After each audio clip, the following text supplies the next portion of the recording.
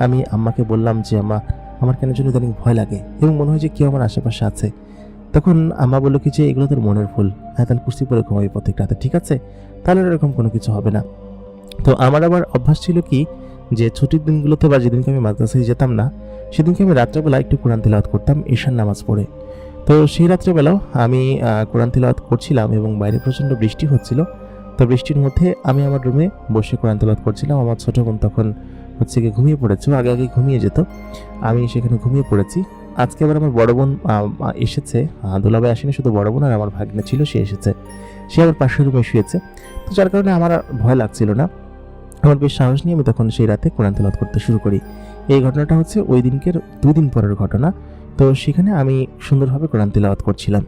তো তিলাওয়াত শেষ করে আমি ওইখানেই কখন যে ঘুমায়ে যাই আমি নিজেও বলতে পারবো না। কারণ খুব ঠান্ডা পড়ছিল আর হচ্ছে গিয়ে বেশ ঘুম পাচ্ছিল আমার। ওইখান থেকে উঠে যে আমি বিছানায় যাব, সেরকম শক্তিটুকু আমি পাচ্ছিলাম না, অলসতা লাগছিল। তো কোরআন শরীফ পড়তে ওরকম অবস্থায় ঘুমায়ে যাই আমি। আমার স্পষ্ট মনে আছে যে আমি ওইখানেই ঘুমায়ে গেছিলাম। তো আমি যখন ঘুম থেকে জেগে উঠি, তখন আমি খেয়াল করি যে আমি আমার বিছানার উপর শুয়ে আছি। আর কোরআন শরীফটা সেখানে খুব সুন্দরভাবে ভাঁজ করে রাখা এবং জায়নামাজের উপরে খুব সুন্দরভাবে রাখা। কিন্তু এটা কিভাবে রাখলো?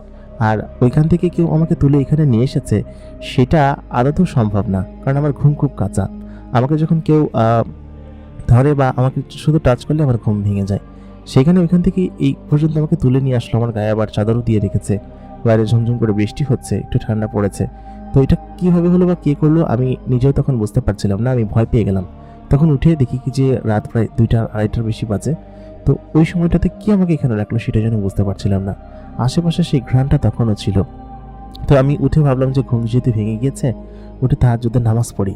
তাহাজ্জুদের নামাজ পড়লে হয়তো আমার ভয়টা কাটবে। তো আমি তখন উঠলাম, উঠে কারেন্ট ছিল সে সময়, লাইট জ্বালালাম। লাইট জ্বালানোর পর আমি নামাজে দাঁড়ালাম। তো আমি যখনই ১ম রাকাত শেষ করলাম এবং দ্বিতীয় রাকাতে যখন গেলাম, ঠিক ওই মুহূর্তে কারেন্টটা চলে গেল। আচমকা কারেন্ট চলে গেল এবং তখনও বাইরে বৃষ্টি পড়ছিল টিপটিপ করে।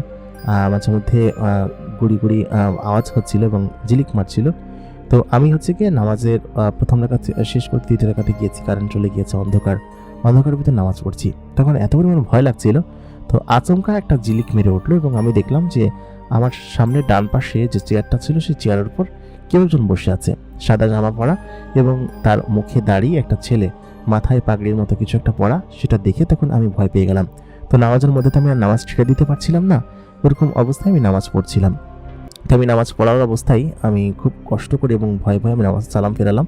সালাম ফেরানোর সঙ্গে সঙ্গে আমি একটা চিৎকার দিতে যাব, ঠিক সেই মুহূর্তে কেউ একজন আমার মুখ চেপে ধরলো এবং আমার কানে কানে বলতে শুরু করলো যে, "চিৎকার দিও না, আমি তোমার কোনো ক্ষতি করতে এখানে আসিনি। আমি তোমার সঙ্গে কিছু কথা বলতে চাই। তুমি দয়া করে ভয় পেও না। আমি তোমাকে ভয় দিতে আসিনি। আমি বুঝতে পারছি যে তুমি আমাকে দেখে ভয় পাচ্ছ, কিন্তু সত্যি কথা বলতে আমি তোমাকে ভয় দেওয়ার জন্য এখানে আসিনি।" তারপর সে আমার মুখ ছেড়ে দিল। আমি চুপচাপ আল্লাহ মাবুদের কথা স্মরণ করে আমি তখন আয়াতুল কুরসি পড়তে শুরু করলাম এবং পাশে সরে গেলাম। তারপর তাকে অন্ধকারে দেখা যাচ্ছিল না। আর আমি যে চিৎকার করব সেটা আমি চিৎকার করতে পারছিলাম না, কেন যেন ভয়ে একদম গলা আটকে গিয়েছে। তো আমি তখন তাকে বললাম যে, "আপনি কে? এবং আপনি এখানে কি করছেন? আপনি একটা ছেলে মানুষের ঘরের ভিতরে কিভাবে ঢুকেছেন? আপনি কি কোনো চোর?" ছেলেটি তখন বলল, "না, আমি একটা জিন্নাত এবং আমি তোমাকে পছন্দ করে ফেলেছি।" এই কথা শোনার পর তখন তো আমার একদম ভয়ে একদম মরে যাওয়ার মতো অবস্থা। তো ও আমাকে বলতে শুরু করলো, "দয়া করে তুমি ভয় পেও না।